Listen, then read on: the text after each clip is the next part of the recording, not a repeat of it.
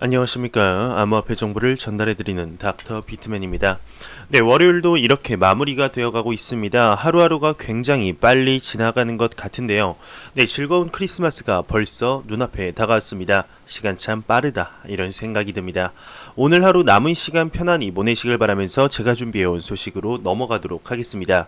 네, 오늘 암호화폐 시장의 소폭 반등이 일면서 많은 소식들이 나왔습니다. 비트코인은 5분간 1.05% 상승하며 현재 7,240달러에 거래되고 있다고 하는데요. 네, 현재 비트코인뿐만 아니라 암호화폐 시장 전체가 소폭 반등세를 보이고 있는 가운데 중국의 경우 CBDC의 개발 가속화 발표와 더불어 블록체인에 관한 관심도가 날로 증가하고 있는 추세입니다. 네, 블록체인뿐만 아니라 비트코인에 대한 관심도도 증가하고 있는 것으로 보입니다. 한번 보도록 하겠습니다. 중국의 바이두는 최근 30일 블록체인 검색 지수가 전년 대비 49% 증가했다 내용이 나왔습니다. 중국 최대 포털 사이트죠. 바이두에 따르게 되면 최근 30일 비트코인 검색 지수는 하루 평균 11,434건을 나타내며 전년 동기 대비 49% 올랐다고 합니다.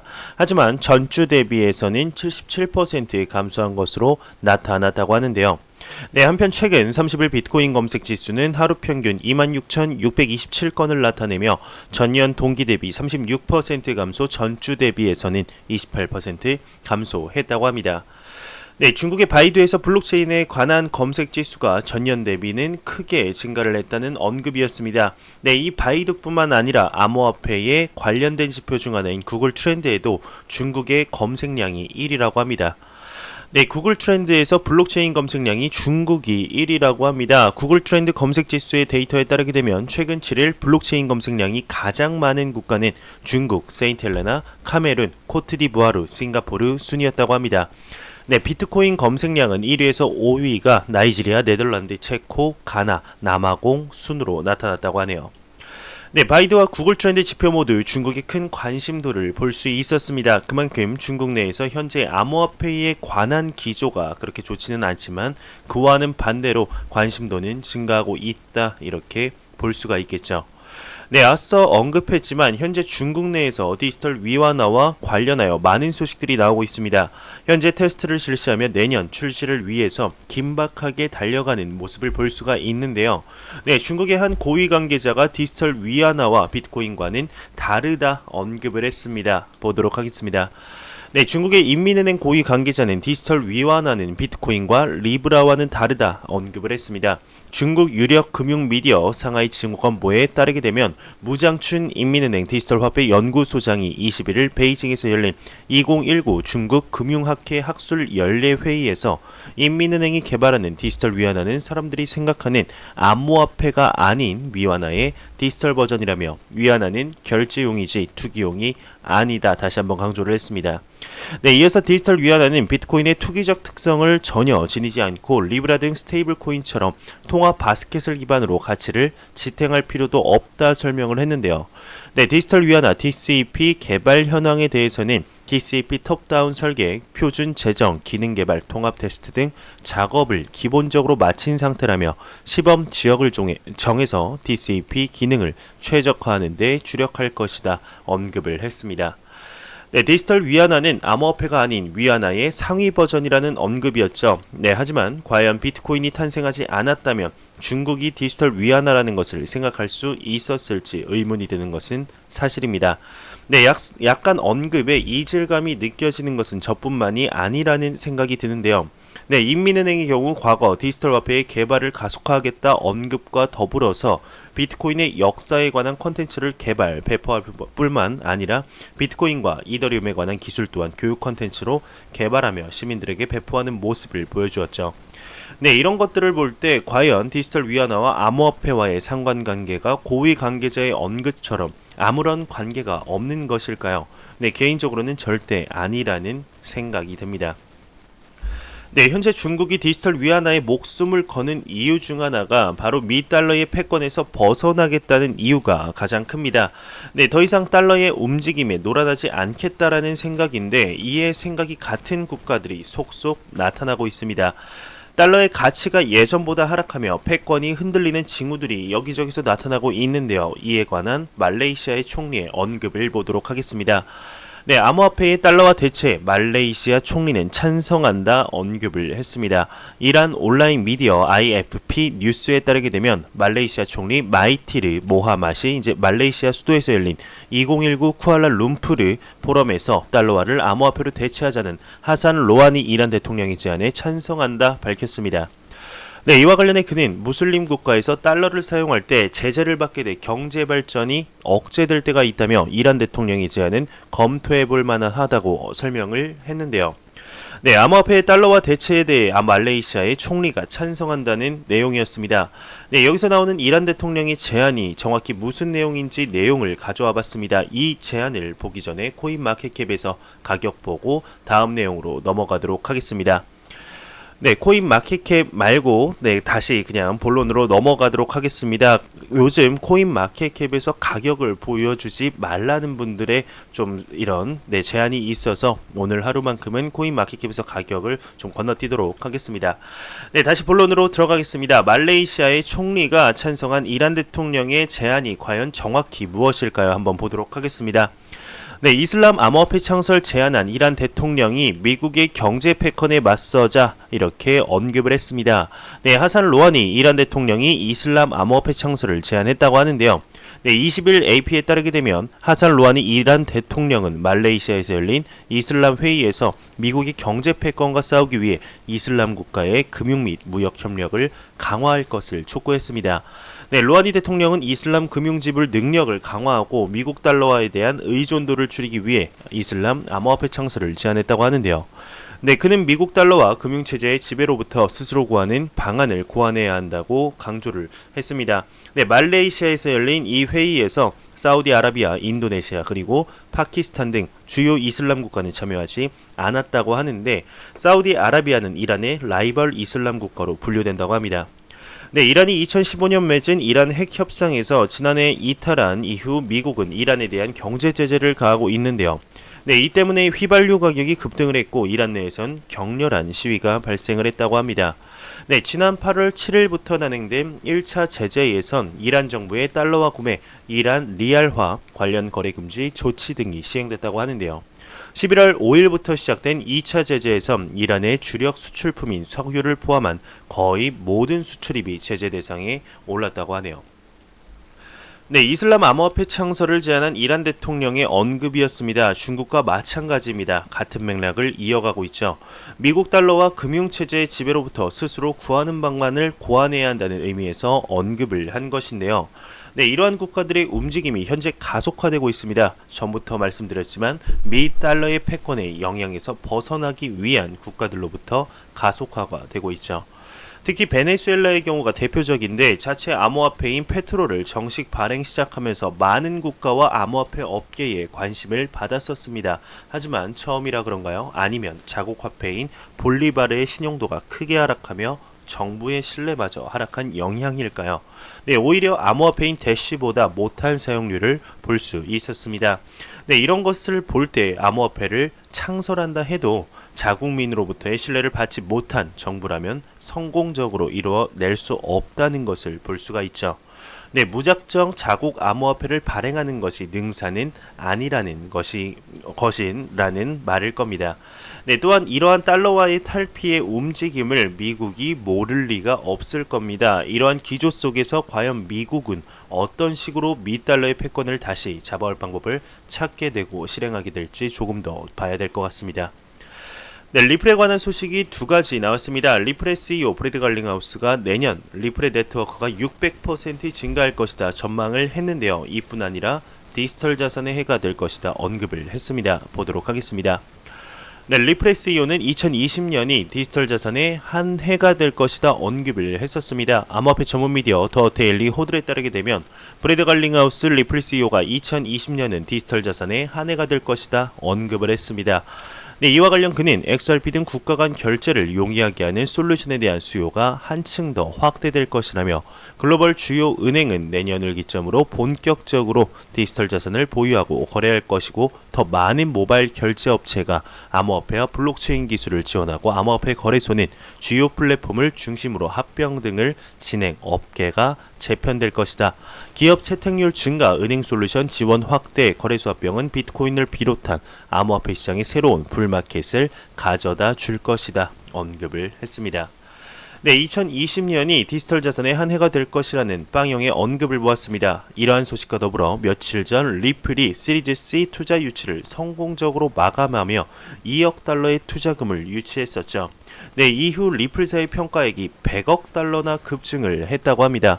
보도록 하겠습니다. 네, 리플사가 2억 달러 투자 유치 후 평가액이 100억 달러가 급증했다고 합니다. 과연 비트코인의 아성에 도전하는 것일까요? 네, 글로벌 블록체인 스타트업이며 시가총액 3위 암호화폐인 리플이 2억 달러 규모의 시리즈 C 투자 유치를 완료를 했었죠. 네, 이에 따라 리플사의 평가액은 100억 달러로 급증을 했습니다. 네, 20일 리플은 공식 웹사이트를 통해서 해당 라운드는 폐쇄형 투자회사인 테트라곤 주도하에 리플의 주요 일본 파트너인 SBI 홀딩스와 벤처캐피탈 회사 루트66 벤처스 등이 참여했다 밝혔는데요. 네, 이와 관련해 브래드 갈링하우스 CEO는 블록체인 기업들이 성장 동력을 잃어가거나 서비스를 중단할 때 리플은 2019년 내내 성장세를 더해갔다며 이제 리플의 글로벌 결제 네트워크인 리플렛은 머니그램 등 새로운 전략 제휴를 포함해 300개 이상의 고객사를 보유하고 있다. 이번에 유치한 투자 자금은 글로벌 인재 영입에 사용될 것이고 이를 통해 증가하고 있는 고객들과 파트너사들에게 보다 나은 서비스를 제공할 것이다. 언급을 했습니다. 네, 또 리플이 2억 달러 규모 시리즈 C 투자 유치를 완료했다고 밝힌 뒤 이제 브래드 갈링하우스 CEO는 포춘과의 인터뷰에서 내년 리플 네트워크 거래량이 600% 이상 증가할 것이라며 리플사는 현재 전 세계 300명 이상의 고객을 확보하고 있다 언급을 했죠. 내년 고객 수가 30에서 40% 증가할 것이다 전망을 했습니다. 네, 이어서 그는 디지털 위안화 등 각국 중앙은행 디지털 화폐죠 CBDC가 위협적인 경쟁 상대가 되지 않겠냐는 질문에 CBDC는 크로스보더 결제가 아니라 내수 통화에 집중하기 때문에 동의하지 않는다 언급을 했습니다. 네, 반면 암호화폐 전문 미디어 BTC는 이제 리플은 기존의 송금 방식보다 효율적일 수 있지만 회의론자들은 향후 리플의 역할이 있을지에 대해서 의문을 제기한다며 실제 중국은 대부분 리플과 같은 서비스를 제공하는 디지털 화폐 전자결제 시스템을 개발 중에 있다 언급을 했습니다. 또 캐나다 은행과 영국 은행은 CBDC를 검토하고 있고 이 밖에 페이스북은 리브라 프로젝트 추진 중이고 JP 모건과 같은 은행들은 스테이블 코인을 출시하고 있다 이렇게 언급을 했네요. 네, 리플사의 평가액이 100억 달러 급증했다는 소식이었습니다. 리플사의 사업이 하루가 다르게 성장하고 있는 것을 볼 수가 있죠. 네, 하지만 XRP 가격에는 크게 영향을 주지 못하고 있는데요. 네, 2020년 리플사의 사업은 더욱 확대될 것으로 예상이 됩니다. 네, 이에 따라 XRP의 가격에는 과연 어떠한 영향을 미치게 될까요? 네, 긍정적인 미래를 볼 수 있는 암호화폐 시장이 되었으면 좋겠습니다. 지금의 가격은 참 아쉽기만 하네요. 네, 디지털 화폐 발행을 공식화한 한국은행 갑자기 왜 입장을 바꾼 것일까요? 네, 한국은행이 디지털 화폐 발행 검토를 공식화했습니다. 올해 초 CBDC 발행의 부정적인 모습과 대조적인 행보죠. 네, 왜 입장을 바꾼 것인지 또 향후 한은이 발행할 디지털 화폐가 어떤 역할을 하게 될지에 대해서 관심이 쏠리고 있습니다. 네, 지난 19일 한국은행이 서울 호암 아트홀에서 열린 분산 원장기술 생태계와 전자금융의 미래라는 세미나에서 분산 원장기술의 현 주소와 미래를 진단하는 자리를 가졌습니다. 분산 원장 기술이라는 것은 수많은 사적 거래 정보를 개별적 데이터로 만들어서 이를 블록체인 기술에 응용한 분야를 뜻하는데요. 네, 때문에 가상화폐나 디지털 화폐와도 연관성이 짙습니다. 이 자리에서 한국은행 관계자는 디지털 화폐와 관련된 연구에 착수했다 밝혔는데 이는 한국은행이 올해 초 중앙은행 디지털 화폐를 도입할 필요가 없다는 주장과 상반됩니다. 네, 당시 한국은행은 우리나라에서는 현금 이용 축소에 대응하거나 금융 포용을 제고하는 디지털 화폐의 발행 요인이 크지 않다고 내다봤었습니다. 네, 또 지난 10월에는 우리나라의 지급 결제 인프라가 선진적이고 다양한 지급 수단이 발달했다는 이유로 다시 한번 디지털 화폐에 대한 부정적인 입장을 보였는데요. 네, 그러나 최근 한국은행 내부에서는 디지털 화폐와 블록체인의 결합 또는 디지털 화폐 발행에 관한 검토를 적극 진행하는 것으로 알려졌습니다. 네, 구체적으로 분산 원장 기술과 디지털 화폐 관련 세미나도 지속적으로 개최하거나 관련 인력 채용 공고를 내고 있다고 하는데, 네, 이는 디지털 화폐와 암호자산 등 지급 결제 분야의 디지털 혁신 관련된 기반 기술과 분산 원장 기술을 활용한 지급 결제 시스템 설계, 구현, 운영 방안을 연구하기 위해서라고 합니다. 네, 이날 한국은행 홍경식 금융결제국장은 우리도 중국처럼 시범적으로 한 구역에서만 먼저 운영해 보고 확대해야 되지 않을까 한다. 디지털 화폐를 사용하면 어떤 이점들이 있을지 알아보려 한다고 언급을 했는데, 또 블록체인 적용 여부는 아직 모른다며 중앙은행이 블록체인을 사용할 이유는 없지 않을까라며 다소 조심스러운 전망을 내놨습니다. 네, 한국은행 윤성관 전자금융조사팀장은 현금이 사라지는 미래 상황에서는 금융 안정을 위해 CBDC가 필요하다 생각한다며, 소비자 단에서 쓰이는 CBDC가 아닌 기업 또는 기관 쪽에서 쓰이는 CBDC를 생각하고 있다 언급을 했습니다. 네, 디지털 화폐는 한 국가의 중앙은행이 전자 형태로 발행하는 새로운 개념의 화폐를 뜻하는데요. 네, 기존 화폐의 자리를 디지털 정보가 대신하는 셈이죠. 이에 따른 장점도 많습니다. 따로 돈을 들고 다닐 필요 없이 화폐를 제작할 때 발생되는 비용도 절감할 수 있게 되는데, 네, 또한 그동안 사회적 물의를 일으켰던 위조 지폐 제작과 관련된 범죄 행위도 막을 수 있다고 합니다. 최초로 디지털 화폐 도입을 추진하고 있는 나라는 중국이죠. 네, 중국 내에서는 중앙은행인 인민은행이 발행하는 디지털 화폐가 공상은행을 비롯해 4대 국유 상업은행과 인터넷 플랫폼, 결제 청산 기관 등으로 우선 공급될 것으로 추정을 하고 있습니다. 네, 이후 디지털 화폐는 개인이 이들 기관에서 충전해 스마트 앱 전자지갑에 담기게 되는데요. 단순히 지불을 넘어 경제 주체 간 송금 역시도 가능할 예정이라고 합니다. 이는 기존 화폐의 자리를 완벽하게 대신하는 셈이죠. 네, 프랑스도 디지털 화폐 개발 프로젝트를 알렸습니다. 지난 4일 프랑스은행 프랑수아 빌루아 드갈로 총재는 중앙은행으로서 금융시스템 혁신 요구에 부응해야 한다고 합니다. 네, 2020년 1분기 말까지 CBDC 프로젝트를 시작할 것이라고 언급을 했는데요. 네, 그러나 일각에서는 디지털 화폐가 새로운 통제의 개념으로 자리 잡을 수 있다 경고를 했습니다. 중국의 디지털 화폐가 기존의 화폐 자리를 대체하지만 중앙 집중형의 형태를 띠고 있어서라고 하는데, 디지털 화폐는 분산형 장부 관리 기술인 블록체인 기술을 사용하지 않을 경우 손쉬운 감시가 가능하다고 합니다. 전자지갑 안에 잔액은 물론이고 누구와 거래를 했는지까지 빅데이터로 남게 되는데, 반대로 비트코인 등 암호화폐는 어느 정도 추적이 가능하지만 기본적으로 익명성을 보장하고 있죠. 네, 한 업계 관계자는 아직까지 한국은행이 어떤 형태의 디지털 화폐를 연구하는지 윤곽이 나오지 않아서 예측하기 조심스러운 부분이 있다고 하는데요.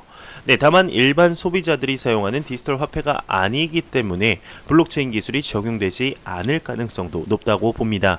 네, 아직까지는 기존 화폐를 대신하는 개념은 아니기 때문에 조금 더 지켜봐야 되지 않을까 생각이 드네요.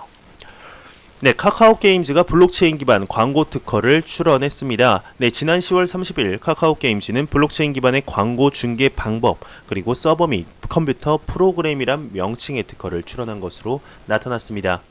네, 카카오 게임즈는 출원 특허를 통해서 블록체인 기반의 광고 중계 방법을 제공해 신뢰도 높은 거래 방법을 제공할 수 있다고 밝혔는데요.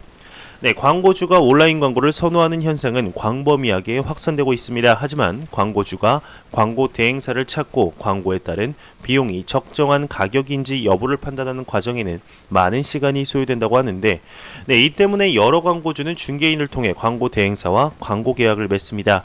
중개인은 광고 집행과 관련된 모든 조정을 담당하게 되는데요. 네, 이 방식이 현재 일반적이라고 합니다. 네, 다만 직접 계약에 비해 비용은 더 발생하게 되는데, 카카오 게임즈는 광고 거래 체결에 이렇게 드는 시간과 비용을 절감하기 위해 시스템에 대한 니즈가 있다고 판단을 하고, 이를 해결하기 위해 스마트 컨트랙트를 활용하자는 게 카카오 게임즈가 출원한 특허의 주요 내용이라고 합니다. 네, 담보로 맡긴 암호화폐를 스테이킹한다. 진화하는 디파이라는 제목을 한번 보도록 하겠습니다.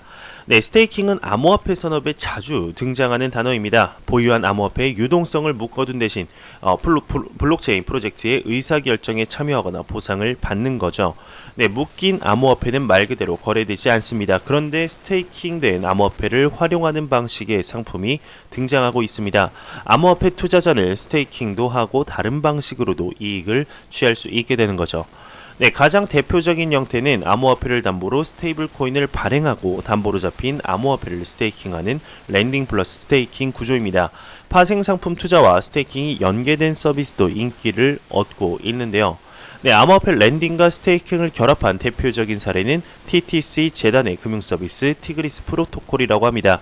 네, TTC 재단은 지난달 티그리스 프로토콜의 담보대출 서비스를 추가했는데 이 담보대출 서비스는 TTC 그 코인을 담보로 CFIAT라는 스테이블 코인을 대출하는 서비스라고 합니다. 네, 담보대출 비율 그리고 부채 비율 등 CDS 운영에 영향을 미치는 매개 변수는 모두 자동 알고리즘을 기반으로 조정이 된다고 하는데요. 네, 서비스의 탈중앙성을 확보해 디파이를 추구하는 형태라고 합니다. 네, 담보대출 서비스 이용자들은 대출 시 TTC 코인을 담보로 맡기면서 그중 일부는 스테이킹할 수 있는데요. 네, 즉 대출을 위해 맡긴 담보물이 스테이킹되어서 보상을 발생시키기 때문에 이용자는 보상을 받으면서 대출을 받을 수 있게 됩니다. 네, 대출을 통해 발행되는 CFIAT는 탈중앙화된 스테이블 코인으로 원화, 달러와 위안화 등 세 가지 법정화폐와 가치가 연동된다고 하는데요. 이용자는 대출 시 어느 법정화폐와 가치를 연동할지 선택하게 됩니다. 네, 스테이킹 파생 상품 투자 동시에 하는 신테틱스라는 것도 있다고 합니다. 암호화폐를 담보로 맡기고 스테이블 코인을 발행하는 점은 렌딩과 비슷하지만 이 스테이블 코인을 파생 상품에 투자하는 등 한층 더 진화된 형태의 서비스도 있다고 하는데요. 네, 담보로 맡긴 암호화폐는 역시 스테이킹 되게 되죠. 현재 전 세계 디파이 점유율에서 시장에서 점유율 2위까지 올라선 신세틱스라고 합니다. 네, 신세틱스 이용자들은 서비스 내 자체 토큰인 SNX를 담보로 맡기고 합성 자산이 SYNTH를 발행한다고 하는데 합성 자산이란 것은 다른 자산의 가격을 그대로 따라가는 자산을 의미하게 된다고 하네요. 참 이런 것들을 보면 많은 파생 상품들 그리고 스테이킹 모델 좋은 상품들이 계속해서 개발되고 나오는 것 같습니다. 이를 잘 이용하면 좀 더 효율적으로 장기 투자를 할 수 있지 않을까 개인적으로 생각이 들게 되네요.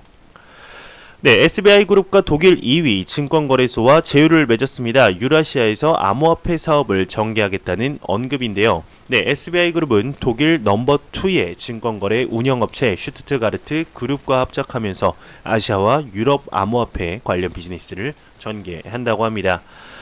네, 다음 소식입니다. 이제 바이낸스에 관한 소식이 나왔는데 바이낸스 싱가포르가 익명성 기술을 사용하여서 이용자의 거래 차단 조치를 풀었다고 합니다. 네, 암호화폐 전문 미디어 크립토 글로벌에 따르게 되면 앞서 바이낸스 싱가포르가 규정 위반 혐의로 거래 서비스를 차단한 이용자에 대한 자금 동결 조치를 해제한 것으로 나타났습니다. 네, 미디어에 따르게 되면 해당 이용자는 바이낸스 싱가포르 측에 직업, 연봉 등 개인정보를 상세히 적어 제출하고 익명성 기술로 거래에 참여하지 않겠다라는 서약서를 전달했는데 또한 익명성 기술은 개인정보 보호 목적에서 사용한 것으로 도박 혹은 불법행위 목적이 없다 설명을 했습니다. 네, 앞서 바이낸스 싱가포르는 이제 해당 이용자가 코인조인의 익명성 기술로 거래했다며 이는 명백한 암호화폐 거래 규정 위반이라며 해당 이용자의 입출금 서비스를 차단하고 자금을 일시 동결했습니다. 네, 당시 자오장펑 바이낸스 CEO는 불법행위 관련 암호화폐 악용 방지를 위해 바이낸스는 국제 규정을 준수한다 언급을 했네요. 네, 제가 준비해온 소식은 여기까지입니다. 영상이 도움이 되셨다면 구독과 좋아요 그리고 광고 한 편만 처음부터 끝까지 시청해 주시기 바랍니다. 이 채널은 오직 광고 수익으로 운영이 되게 됩니다. 항상 영상 시청해 주시는 시청자분들, 구독자분들 너무나 감사합니다. 저는 다음 영상으로 찾아뵙도록 하겠습니다. 지금까지 닥터 비트맨이었습니다. 감사합니다.